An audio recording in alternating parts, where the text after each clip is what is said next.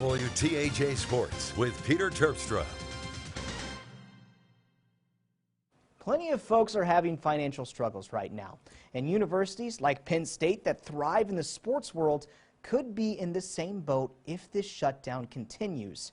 But what if this thing stretches into the fall? We did our best to paint a picture.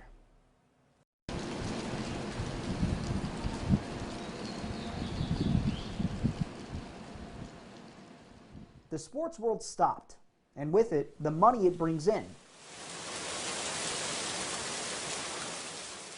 Now Penn State has to figure out how all the empty seats will hit the checkbook. We do have, I wouldn't call it robust, but it's certainly an adequate reserve. We're going to be in good shape for fiscal year 20.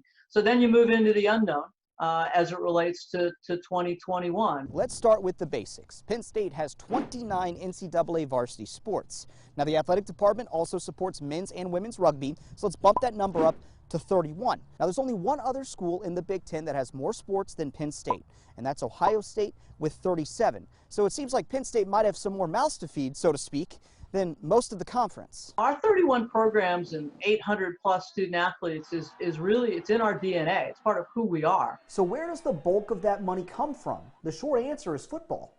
Football programs make the money to support the other sports.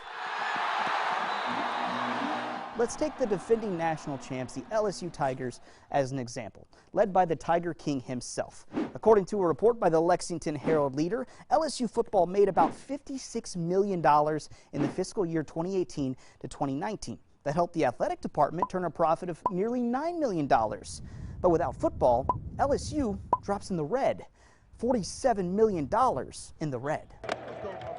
When you hear all of the talk about football in the fall, just know athletic departments depend on that money.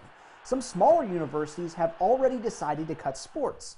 Old Dominion in Virginia cut its Division I wrestling program. St. Edward's in Austin, Texas, a Division II school, sent 6 different sports to the chopping block. Our primary focus is on holding our 31 programs or 800 plus student athletes together and finding a way as Penn Staters and as a Penn State community to come through this on the other side. This goes into the fall, with the revenue that football brings in for Penn State, or for the revenue that football brings in a lot of universities across the United States. That's going to be a whole nother conversation.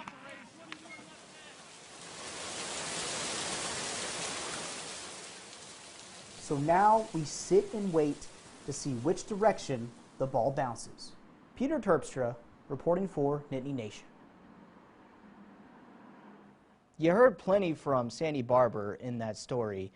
She mentioned over Blue White Weekend that the university has set aside $700,000 for scholarships, all for returning spring sports seniors who get an extra year of eligibility. That's going to do it for sports. We'll check in with you after a break.